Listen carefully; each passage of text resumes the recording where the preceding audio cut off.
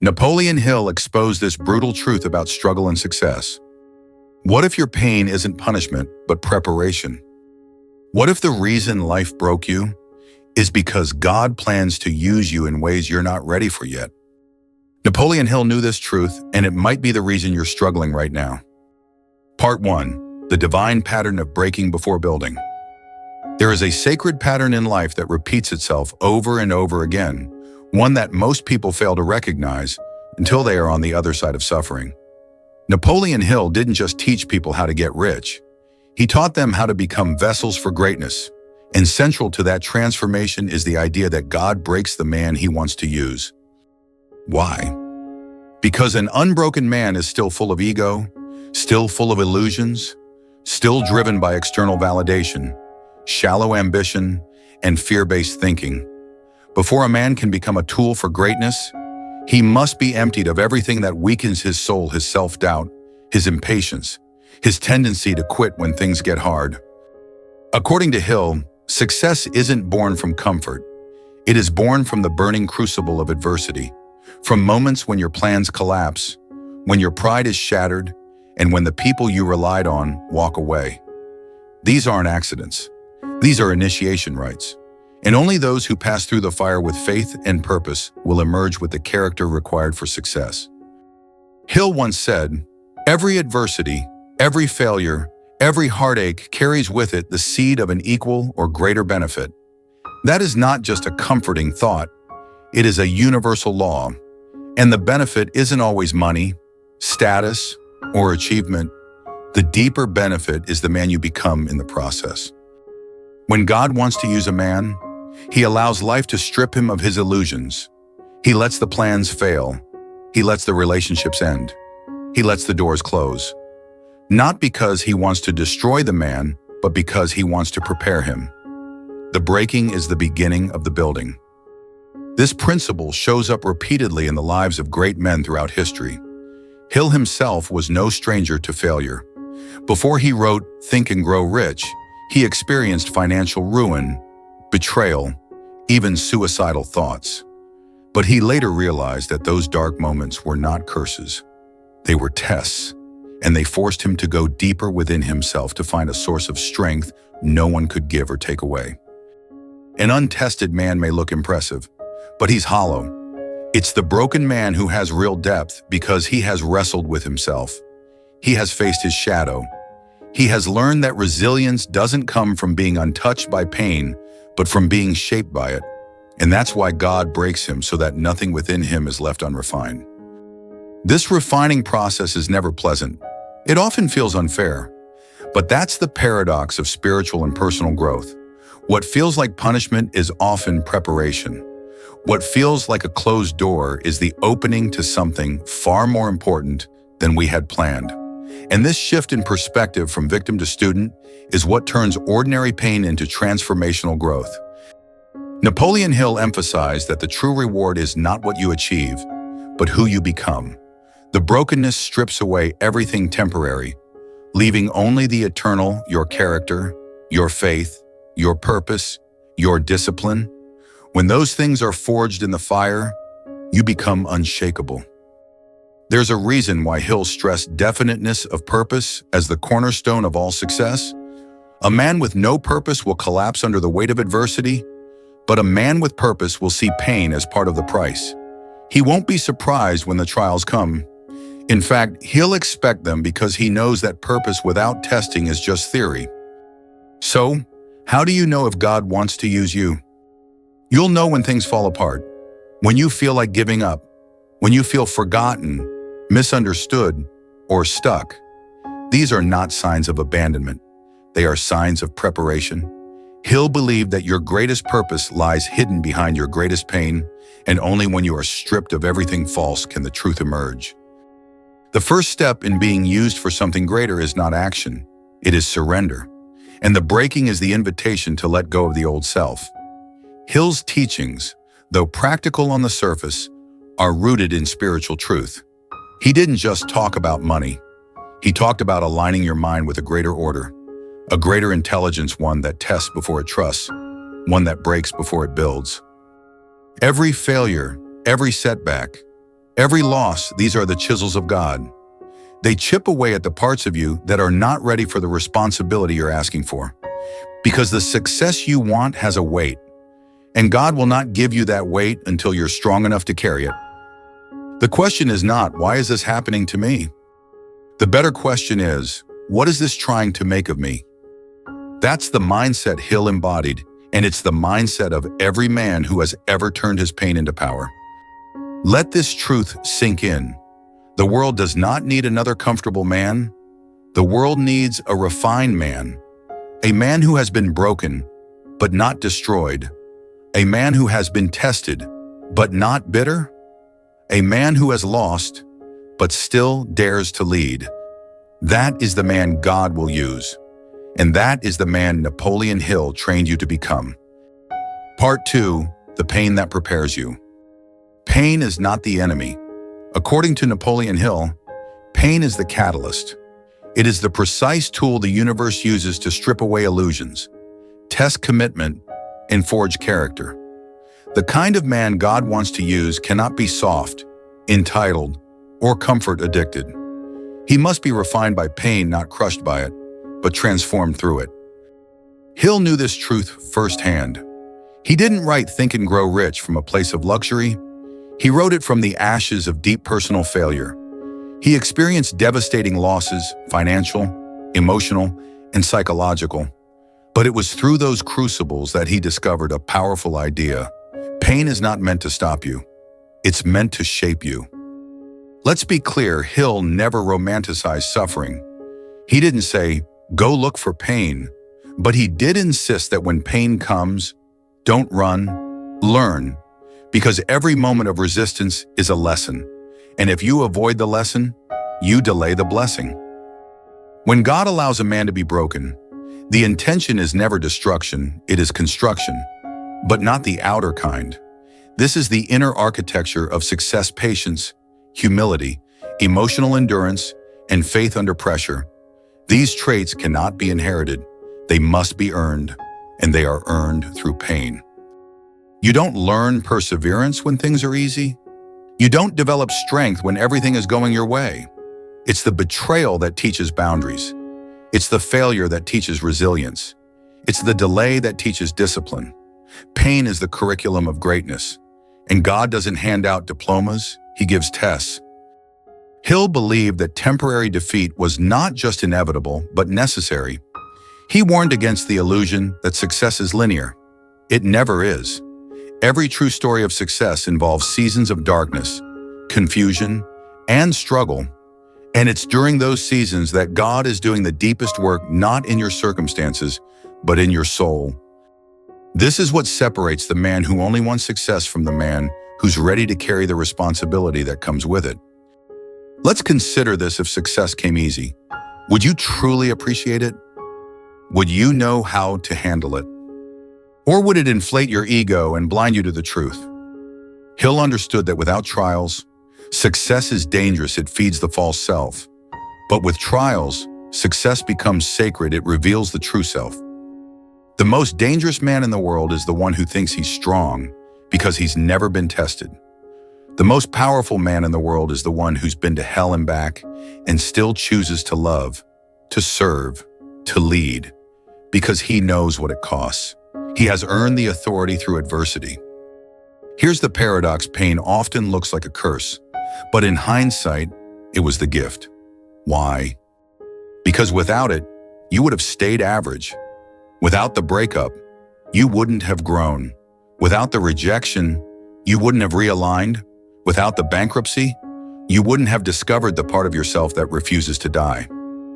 Napoleon Hill challenges us to see pain differently, not as something to resist, but as a signal that something sacred is happening. The breaking is not random, it's precise, tailored, designed to target the exact areas where your ego hides, where your pride resists, where your spirit is weak. Think of pain as a personal trainer for your soul. It doesn't care about your comfort, it cares about your growth. It will push you to your edge, force you to confront your fears, and strip away your dependence on everything superficial. That's what it's meant to do, and that's why God allows it. It's important to understand that not all pain is equal. There's pointless pain, the kind that comes from avoiding responsibility, living in denial, or refusing to grow.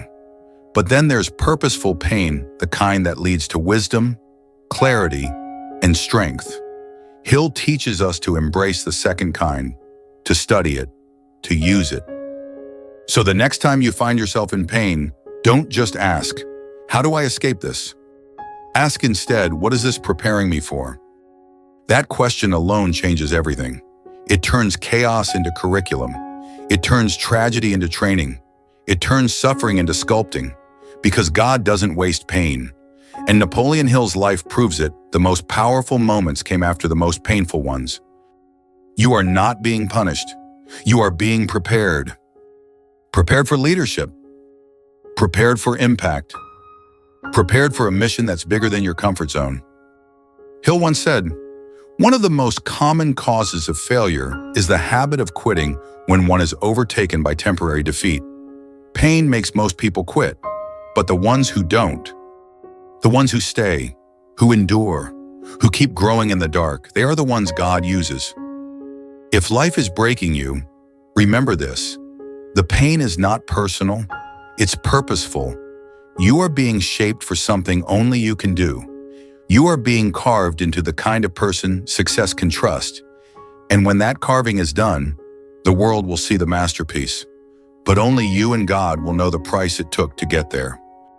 Part 3, Burning Desire is Born in the Fire.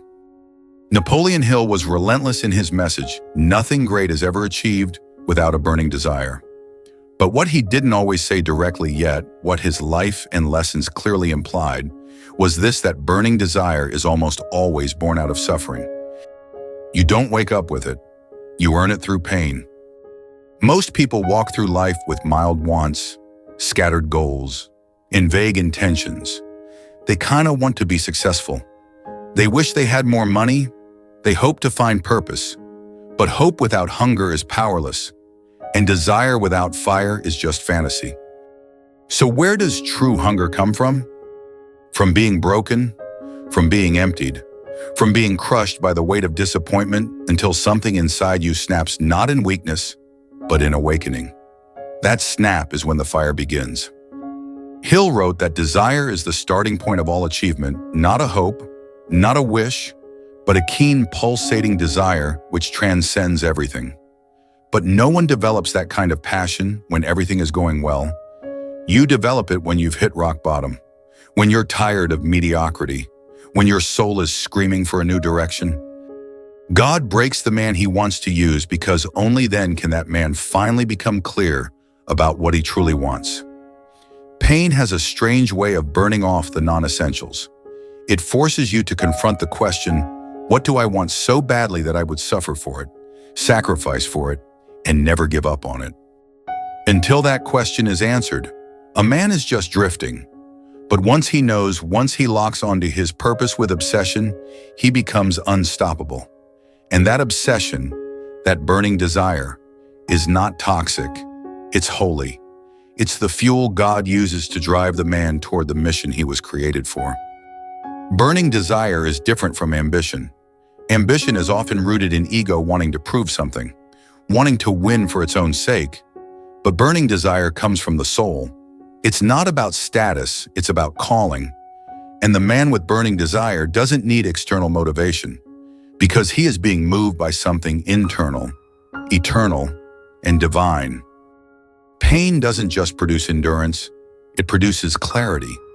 When life breaks you, you stop chasing what's irrelevant.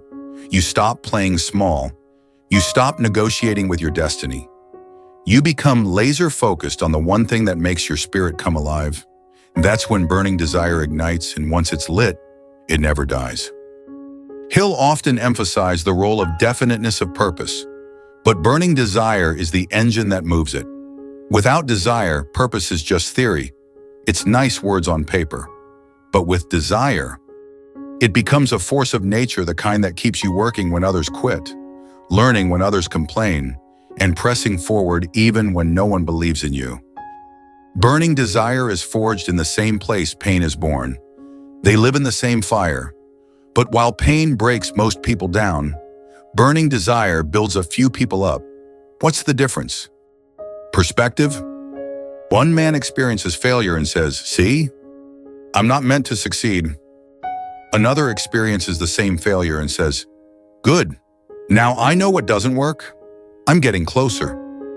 It's the same fire, but one man lets it consume him, and the other uses it to refine him. Hill chose the second path. He let the fire fuel him, not destroy him.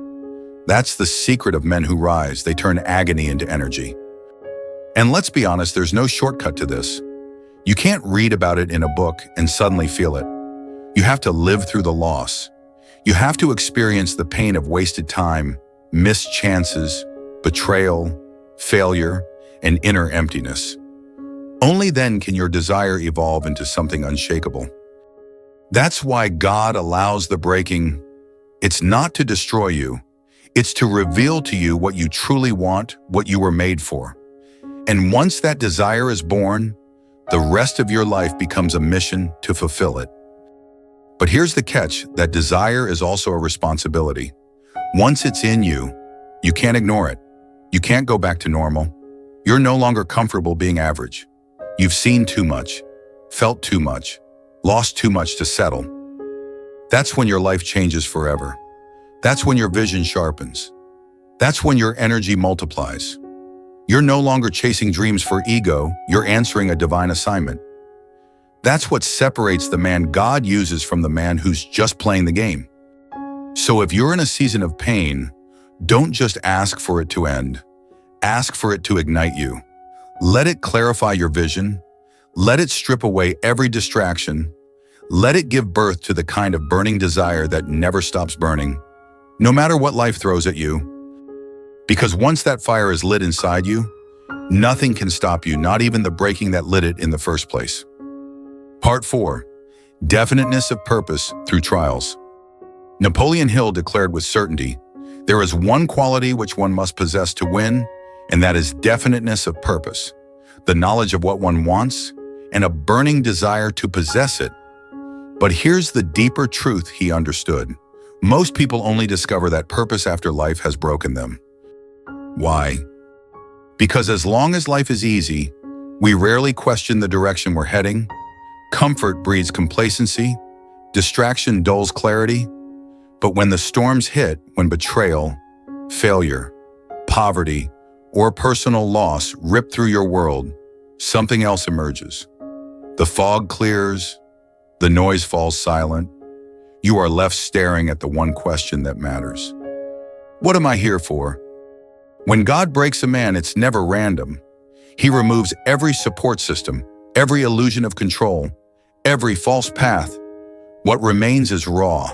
It's stripped down, but it's real. In that emptiness, the voice of true purpose finally speaks. Hill believed that success begins not with talent, not with luck, not with connections, but with clarity. That clarity doesn't come in the form of a lightning bolt. It is hammered into the soul through trial.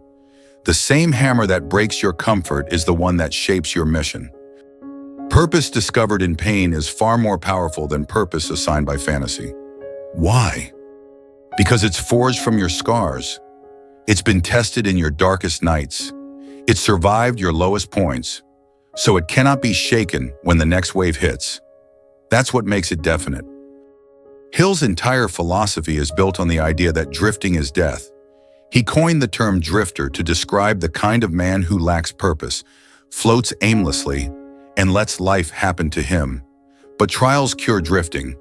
When you've suffered enough, when you've lost enough, when you've tasted regret deeply enough, you no longer have time to drift. Suddenly, you're done playing games. You don't chase a dozen ideas. You choose one, the right one, the one your soul has been whispering about all along. And once that decision is made, your entire energy shifts. Your pain becomes fuel. Your failure becomes data. Your rejection becomes redirection. Definiteness of purpose is not just about what you want. It's about becoming someone who is no longer available for anything that doesn't align with that purpose. That includes no longer entertaining relationships that drain you, No longer pursuing opportunities that dilute your mission. No longer chasing success defined by someone else's standards. No longer letting fear negotiate your potential. Trials serve this purpose. They reveal the non-negotiables. When you've lost what doesn't matter, you find what does. Hill understood this on a spiritual level. He saw purpose not just as a goal, but as a sacred responsibility, one that God won't even reveal fully until you're willing to carry it. Most people want purpose to show up as a gentle invitation, but Hill knew better. True purpose arrives through pain and only stays with those strong enough to honor it. Purpose without trials is just wishful thinking, but purpose forged in pain becomes conviction. Hill tells us if you want to succeed, you must become obsessed with a definite chief aim. That's not something you pick from a menu. It's something you survive your way into. The man who's been broken and rebuilt becomes laser-focused, not out of ambition, but because he doesn't have the energy to waste anymore. He's tired of false starts, tired of meaningless effort, tired of hoping someone else gives him permission. After you've been broken, your soul doesn't care about appearances anymore. You just want to do what you were born to do. That's the gift of the breaking. And here's where it gets deep. God cannot entrust you with purpose until you're detached from ego, until your identity is no longer tied to applause, validation, or comfort. Because if it is, you'll misuse the assignment. You'll make it about you. But a man who's been broken knows this is not about me. This is bigger than me. And that's why I'm ready. When you align with that level of purpose, you become powerful, not because you have everything figured out, but because you finally know what you're willing to give your life to. That kind of man becomes magnetic, focused, centered, and dangerous in the best way. The world will try to distract you. People will try to tempt you with shortcuts. But the man with definiteness of purpose walks a different path. His direction is set, his energy is clean, his decision is made. And once that kind of man rises, there's no force on earth that can stop him because God himself was the one who built him. Part 5, Faith is the only bridge across darkness. Napoleon Hill didn't just mention faith, he made it one of the most vital principles in his entire philosophy. In Think and Grow Rich, Hill devoted an entire chapter to faith, not as a religious concept, but as a mental state so powerful it could shape reality. But here's the part most people miss. Real faith isn't developed when the sun is shining. It's born in darkness. When God breaks a man, he often leaves him in the dark not to punish him, but to force him to build faith from scratch. That darkness could be financial collapse, betrayal, health issues, rejection, or complete emotional isolation. But no matter the form, the purpose is the same: to teach the man how to believe without evidence. Faith is not pretending. Faith is the decision to act with absolute confidence in the unseen, even when nothing in your environment supports you. And according to Hill, that's the exact point where transformation happens. He wrote, "Faith is the head chemist of the mind. When faith is blended with the vibration of thought, the subconscious mind instantly picks up the vibration, translates it into its spiritual equivalent, and transmits it to infinite intelligence." Translation: your belief becomes your signal, and the signal doesn't activate until it's real, until it's tested, proven, and refined under pressure. This is why trials are necessary. When a man loses everything: status, stability, security, he has only two options: collapse or believe. And those who choose to believe are the ones who walk the bridge across darkness. That bridge is made entirely of faith. But it's not easy. Real faith demands that you move forward before you see the evidence, not after. It demands that you speak life when your circumstances are dead. It asks you to keep sowing seeds when the ground looks barren. That kind of faith is rare, and it's exactly the kind that God is trying to build in the man he wants to use. Let's be clear, faith is not naivete. Faith doesn't deny reality. It just refuses to be limited by it. Faith says, "This is what I see, but it's not the end of the story." Hill knew that every success story begins in a valley, and the only way out of the valley is through vision rooted in faith. Hill also taught that fear is faith's opposite. They can't coexist. So when God is preparing you, one of the first things he does is expose all your fear. Why? Because it's the part of you that still trusts circumstance more than spirit. You can't be used until that fear is uprooted and replaced with faith. And here's the uncomfortable truth: faith can't be borrowed. You can't outsource it. No one can give it to you. It's built one step at a time, in silence, when no one's watching, when everything seems pointless, and yet you keep showing up. You keep believing. You keep building. You keep declaring your purpose in the face of mockery, doubt, and delay. That's faith, and that's why faith is a superpower. Napoleon Hill didn't become great because life worked out for him. He became great because life broke him, and in that breaking, he chose faith over fear. Over and over again, when his finances failed, when publishers rejected him, when people called him crazy, he believed, not blindly, strategically. Because faith is not passive, it's not just wait and see, it's active partnership with the unseen. You declare, you plan, you act, and you hold the vision, even when it's painful. Hill said, whatever the mind of man can conceive and believe, it can achieve. But belief doesn't form overnight, it forms in the fire. That's why God lets the man be tested, because faith that hasn't been tested can't be trusted. Faith is also what makes you immovable. When your faith is strong, no setback becomes final. No loss defines you. No delay discourages you permanently. That's why Hill said faith is the only known antidote to failure. Because failure is not what breaks a man, doubt is. And the only way to replace doubt is to consciously choose belief. Every single day. And here's the most powerful part: when God sees your faith in the dark, he begins to align things in the light. The shift happens invisibly before it ever happens externally. That's why Hill talked about the subconscious mind connecting with infinite intelligence. It wasn't metaphor, it was spiritual mechanics. Faith is the mechanism that activates that connection. So if you've been broken, if you're walking through a season where nothing makes sense, this is the proving ground of your faith. This is where you decide, will I crumble or will I climb? God isn't silent because he doesn't care. He's silent because he's watching your response, not your emotions, your decisions.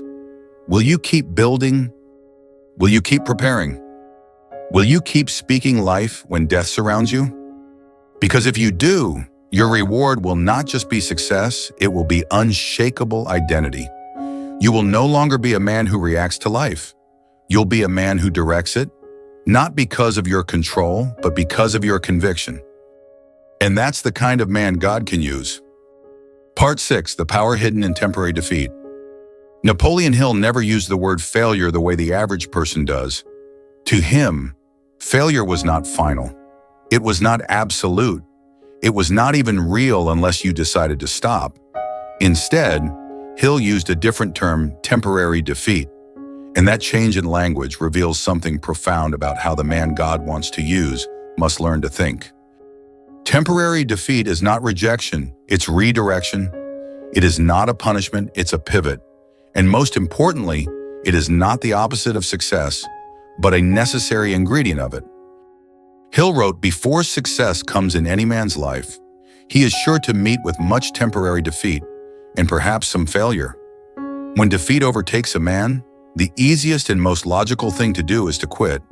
That is exactly what the majority of men do.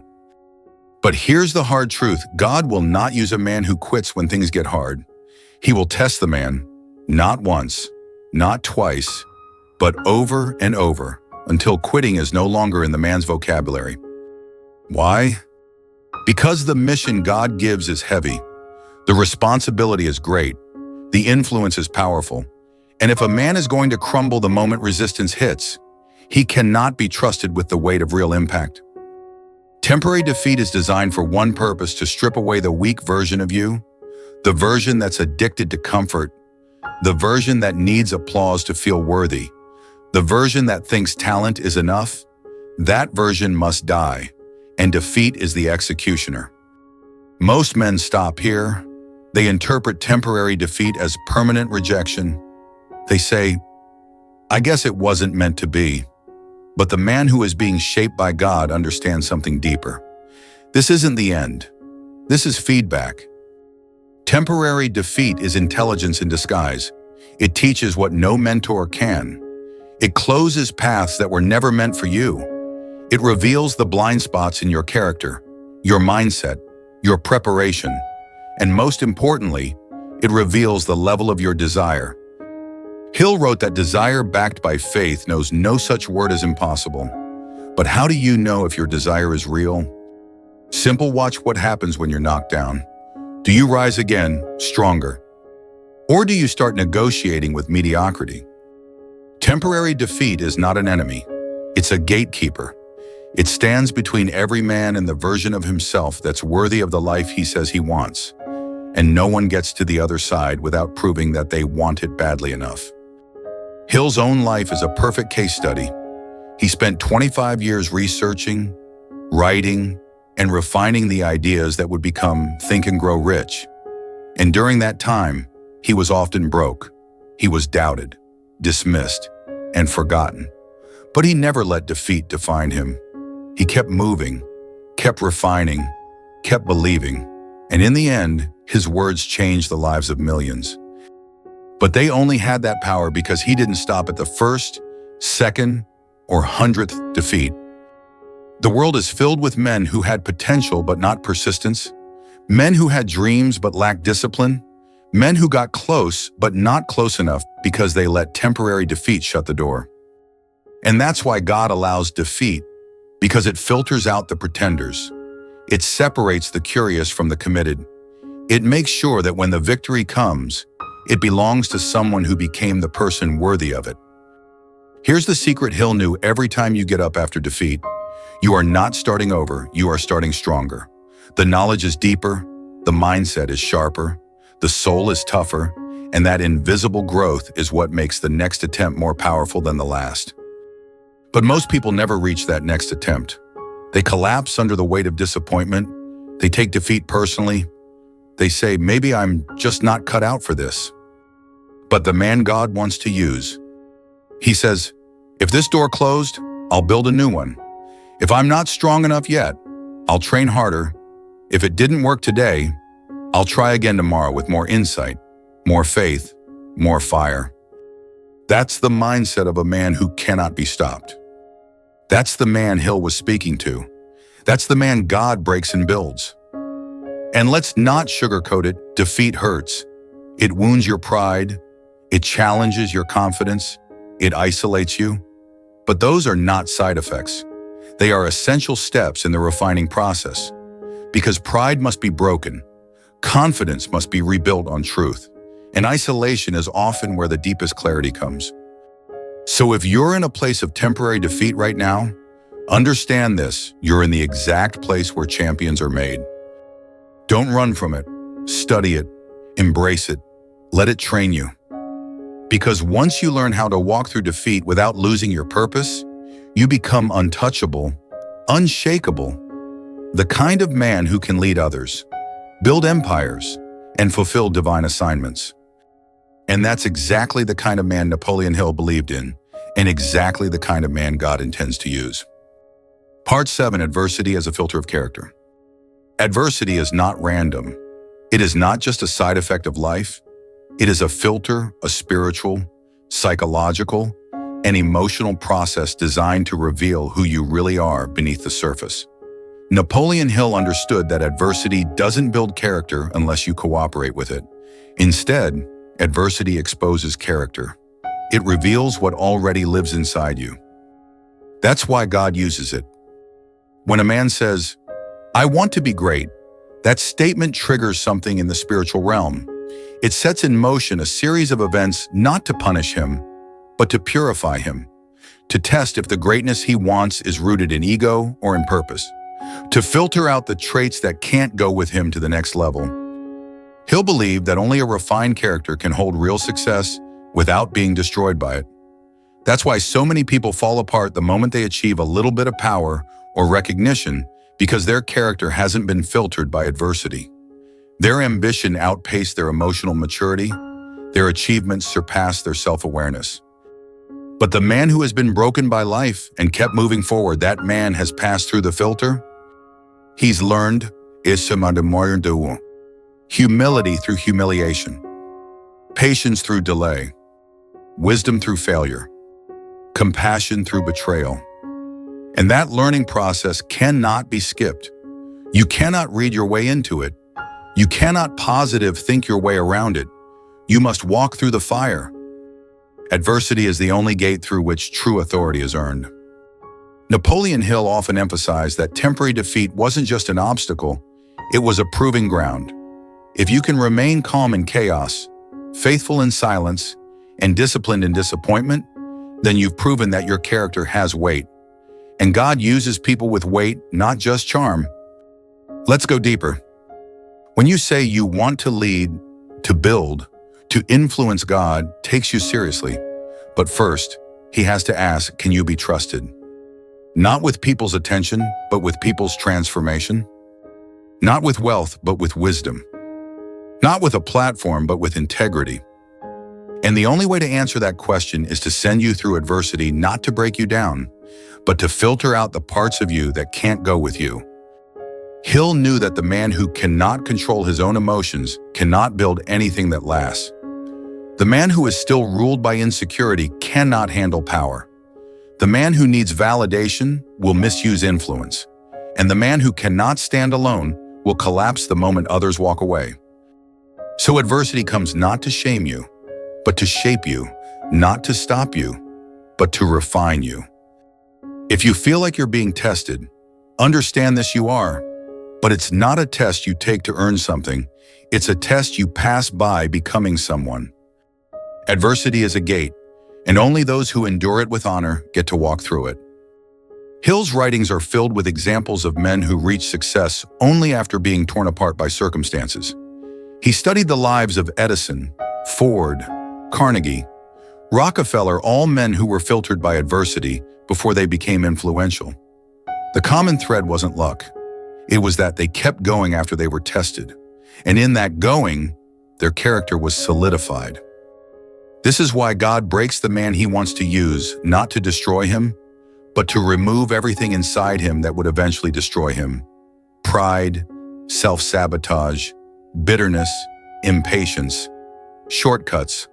All of it has to die in adversity, or it will destroy the mission later. And here's the most powerful realization: the pain isn't wasted. When you survive adversity with your integrity intact, your pain becomes your platform. You don't just become someone who made it, you become someone who can guide others through it. You speak with depth, not just data. You lead with scars, not just theories, and people feel the difference. Adversity is not the enemy, it's the filter. It separates the loud from the loyal, the ambitious from the aligned, the impatient from the prepared. And only those who come out on the other side with refined souls are worthy of the kind of influence that truly changes lives. So if life is testing you, stripping you, filtering you, don't resist it. Lean into it. Ask the deeper question: what in me is being refined? What in me is being removed? What is God preparing me to carry that I'm not ready for yet? Because once the filter is complete, once your character is weighty and your spirit is stable, God will use you, not just to succeed, but to shape the world around you. That's not theory, that's destiny. And adversity is its final gatekeeper. Part 8, the role of the invisible counselor. One of the most profound ideas Napoleon Hill ever introduced was the concept of the invisible counselor. To the casual reader, this might sound like mysticism or a creative trick. But to Hill and to the man God wants to use, it was something far more powerful, a direct line to infinite intelligence, activated through imagination, shaped by intention, and refined through pain. When a man is broken by life, when he has nothing and no one left to rely on, he is forced to either collapse or reach inward and upward for something deeper. Hill believed that in those moments, the subconscious mind opens like a gate, giving access to a level of wisdom and guidance that goes far beyond logic. That's where the invisible counselor comes in. In his own words, Hill described how he would close his eyes and deliberately summon a mental boardroom populated by historical figures like Abraham Lincoln, Thomas Edison, Napoleon Bonaparte, and more. He would visualize them sitting at a table, each offering insight, guidance, and instruction. This wasn't fiction for him. It was an intentional spiritual practice, rooted in his understanding that the imagination is the bridge between man and the infinite. But here's the key: Hill didn't create his invisible counselor out of boredom or curiosity. He created it in response to inner turmoil, loss, and uncertainty. The counselor was born when everything else had failed, when human support dried up, when hope seemed out of reach. This is a spiritual principle. When God breaks a man, he isolates him not to punish him, but to initiate a deeper connection.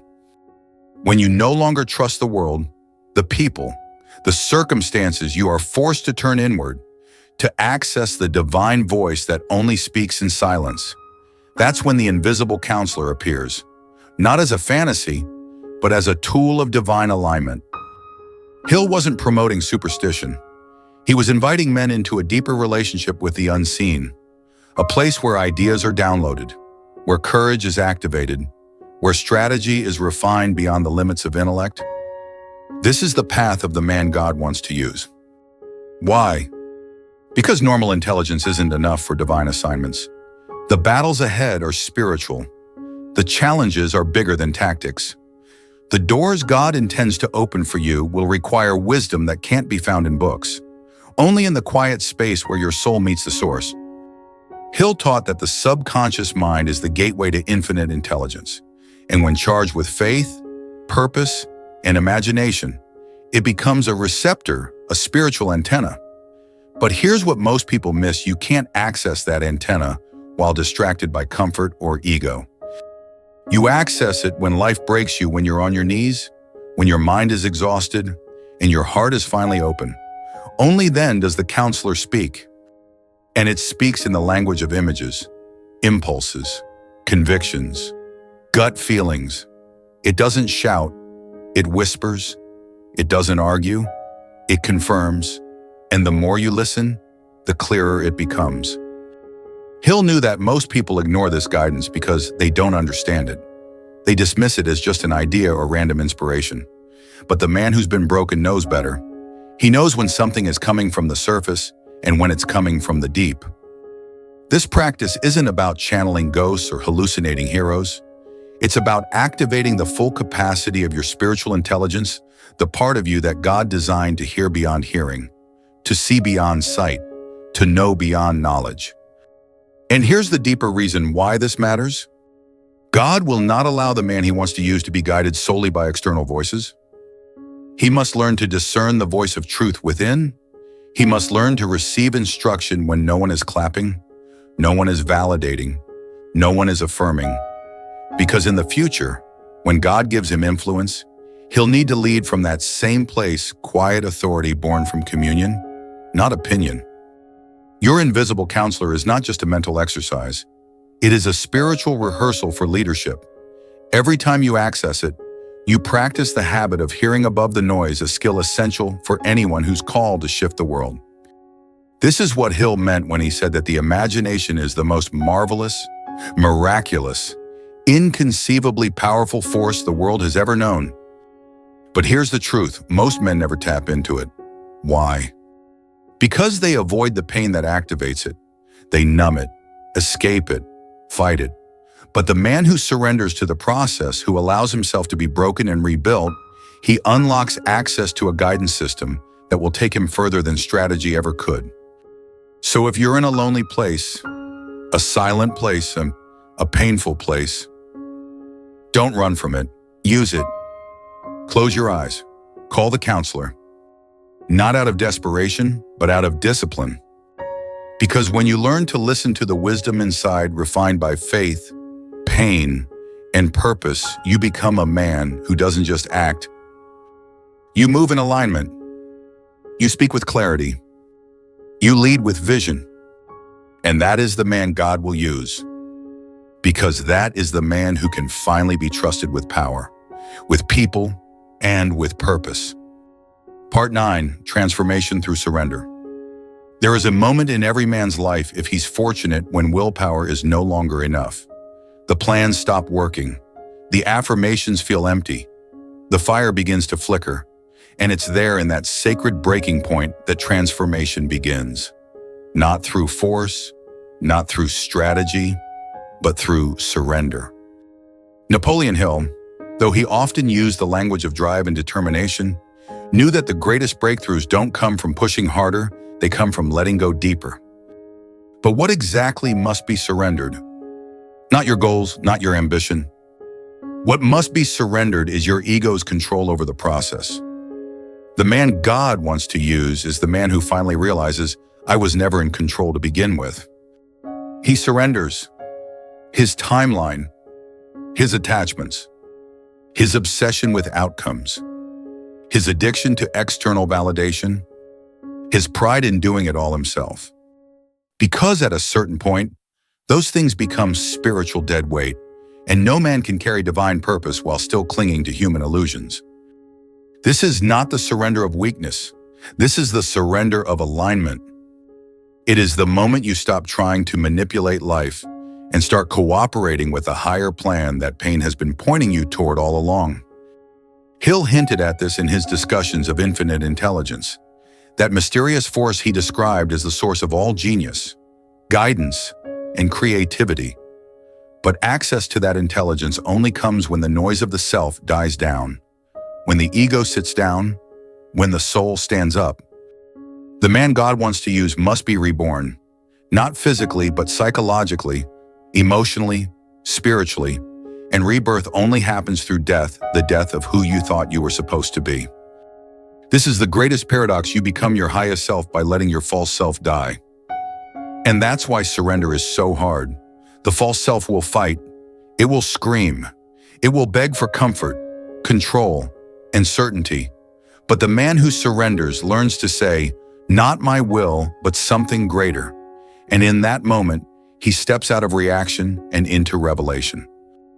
Hill's work consistently challenged men to think accurately, but accuracy is impossible when your thinking is still shaped by fear, trauma, and ego. Surrender cleans the lens. It purifies the intention. It reorients the soul. What happens after surrender? You don't lose momentum. You gain clarity. You don't become passive. You become precise. You don't stop striving.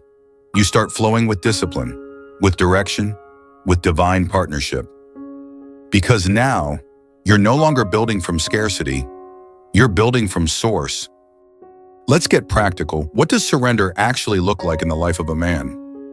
It looks like choosing peace over pride, walking away from things that no longer align, even when they look impressive, saying yes to the quiet inner voice and no to the loud outer noise, allowing rest instead of guilt, admitting I don't know, and letting God fill in the gaps.